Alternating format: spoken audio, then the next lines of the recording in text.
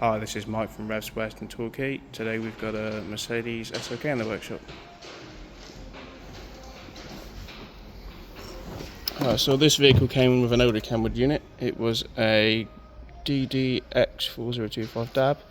We've taken that out and replaced it with the DMX7525DABS. So there we go. So that one there, it's a wireless Android Auto and Apple CarPlay unit. I have got my phone hooked up now, so let's have a look at the Android Auto.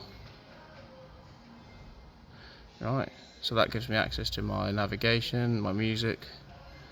I've got my Spotify, I've got Waze for navigation. I've also got Google Maps. There's that one there. Now this one also has a DAB radio. And we've got the usual FM, Bluetooth, hands-free and audio streaming. And what else we got? We've also hooked up a reversing camera. So let's have a quick look at that. Just to have a look. We'll just have a look through there. So yeah, there's the camera there.